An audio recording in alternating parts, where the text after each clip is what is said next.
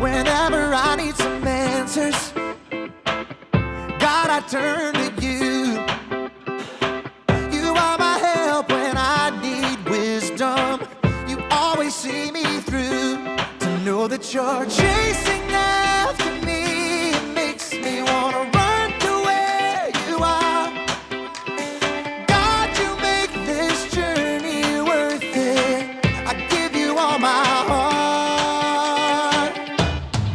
When I don't know what to do, you help me figure it out. God, I run to you. When I need a solution, I have no doubt that I will run to you. I run to you. I run to you. I run to you. I run to you. Wherever there is freedom, I know that's where you'll be. You make me wanna do what's right and be the best version of me. To know that you're chasing after me, it makes me wanna run to where you are.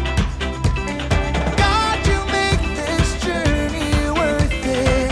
I give you all my heart. When I don't know what to do, you help me figure it out. God, I run to you. When I need a solution, I have no doubt that I will run to you. I run to you. I run to you. I run to you. I run to you. I don't wanna stop, I don't wanna stop living for you, for you. I don't wanna stop, I don't wanna stop running to you, God. I don't wanna stop, I don't wanna stop living for you, for you. I don't wanna stop, I don't wanna stop running to you, God. You're all I need, my source for everything.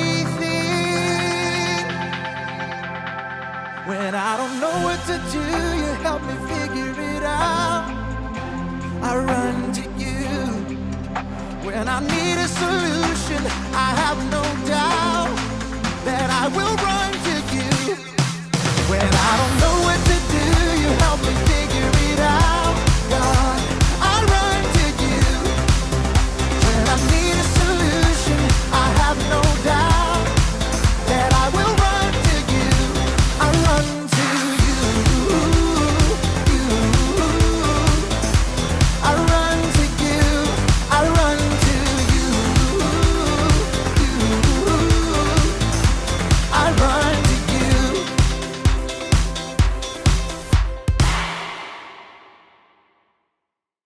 Welcome to Story Lab. This week, we're talking about knowledge, while we take a look at the story of someone who faced a really tall temptation.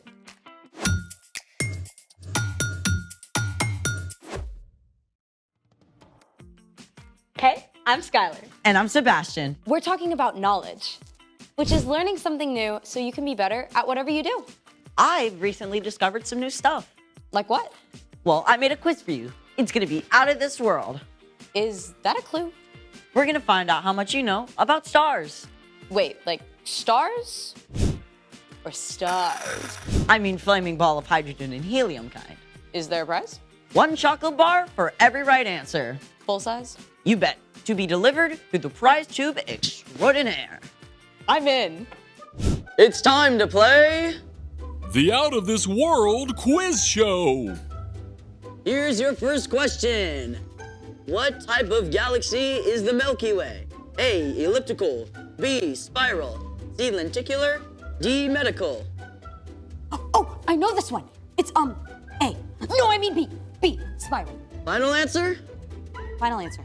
Let's see if you're right. Yes! Spiral is correct. You get 1 Milky Way bar. Yum. Uh-uh-uh. Hey, I won that. Maybe. You must wait for the final test. Okay. Question 2. What is the nearest star to our solar system? A. Proxima Centauri. B. Sirius. C. Sonic the Hedgehog. Or D. Betelgeuse. Nearest star. A? Proxima Centauri? Final answer? No, D. Betelgeuse. Let's check that out. Oh, nope, I'm sorry, but the correct answer was A. Ugh, I knew it. You have one more chance. Question 3. What is the Kuiper Belt? A. The remains of an exploding supernova. B. An icy collection of objects beyond Neptune's orbit. C. The hottest fashion item. Or D. The tail of an asteroid. The answer is, I think it's B. B. An icy collection of objects beyond Neptune's orbit. All right, let's see if it's correct. Yes! You win an extra dark chocolate bar. Can I open it now? You can open it now, or you can trade your 2 candy bars for what's inside this box. What is inside that box? It will only be revealed once you choose. You have 20 seconds. Well, is it better than 2 chocolate bars? My lips are sealed. So it could be a ball of Dryerland. Or it could be something really awesome. I'm really craving chocolate You right have now. 5 seconds. But what if there's a $100 bill in the 2 box? seconds. Okay, I'm keeping the chocolate. Congratulations, you have won 2 chocolate bars. Now I get to see what's in the box, right? It's time for... The story before the story. Today, we're in the 3rd book of the New Testament, Luke. But before Luke, in the very beginning, out of a deep, deep love, God made an amazing world. But when people turned away from God, the world was broken. God made a plan to bless the whole world through one group of people, the Israelites. Over hundreds of years, God spoke through prophets about the great rescuer God would send. And at last, God sent a tiny baby to be born in the small town of Bethlehem, God's very own son, Jesus. When Jesus grew up, he was baptized in the Jordan River. God spoke from heaven, "This is my son, and I love him. I'm very pleased with him." Which is where our story starts. Take it away. Hey, Erica. Hey everyone! So, Jesus was about 30 years old at this time. After years of studying God's words and quietly working as a carpenter, now Jesus was revealed to the watching crowds as God's son. It must have seemed like the perfect time for him to start teaching and doing miracles and gathering followers, but that isn't what happened.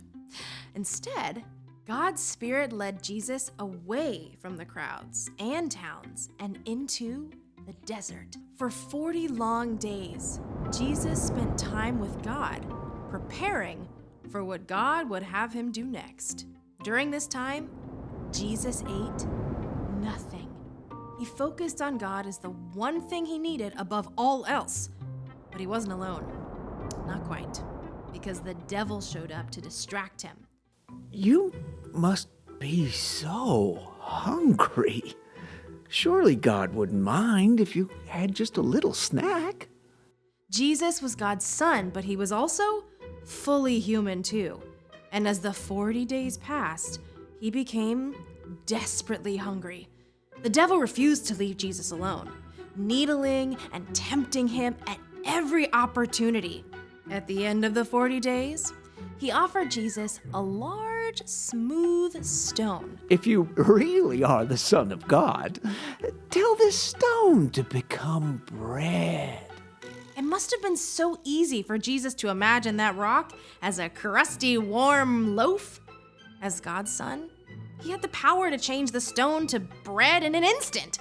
He could have torn off large, chewy pieces to satisfy his deep hunger right away, but Jesus knew every word that God had spoken, and he was ready with an answer.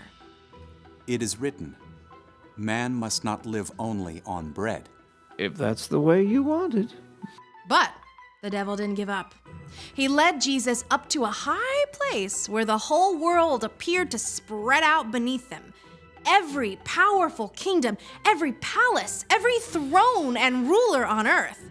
The devil smiled, smooth and seemingly in control. I will give you all their authority and glory. It has been given to me, and I can give it to anyone I want to. If you worship me, it will all be yours. Jesus knew that one day he would rule all the nations of the world.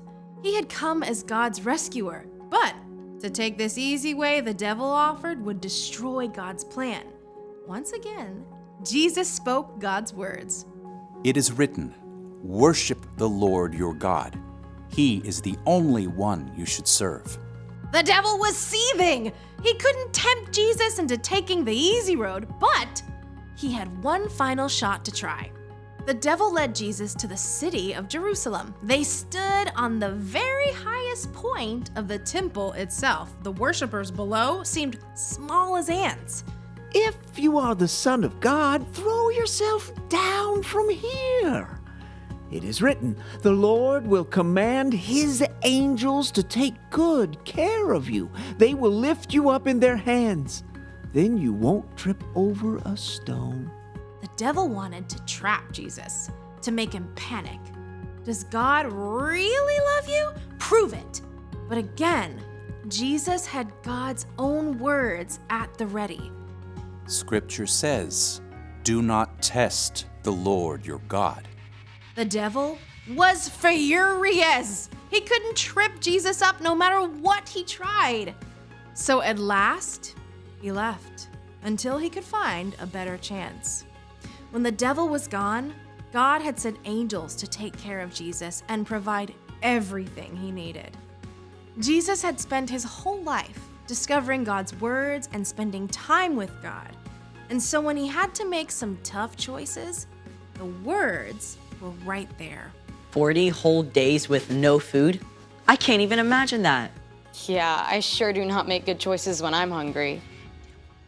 And it's not just when you're hungry. Difficult choices can show up at any time. And remembering what's true can help you make the wise choice. So, what's our part in this story? Well, before you remember what's true, you have to discover what's true. You can start by reading God's words in Scripture. And memorizing it too. And you can spend time talking with people who've been following God a while. Here are some super important truths to start with. God made you and loves you. You are so valuable that Jesus gave up his life so that you could have a relationship with God forever. God always hears you when you pray and is acting to provide what you need, even if it's not in the way you expect. And you can know the most important thing is to love God and love others. Exactly. The more those truths are rooted in your heart, the easier it is to face tough choices. Maybe you're at a friend's house and they're trying to get you to watch a show your parents specifically said you can't watch. You can remember that you are already deeply loved by God, so you don't have to do something wrong just to be liked. Or when your little sister is bugging you and you're about to snap, you can stop and remember loving others is more important. Exactly. I think y'all got it. See you next time. Bye, Erica. So here's the thing. Remembering what's true can help you make the wise choice. Now do I get to see what's inside the box? Sure. Get that away from me! It could be covered in chocolate. No!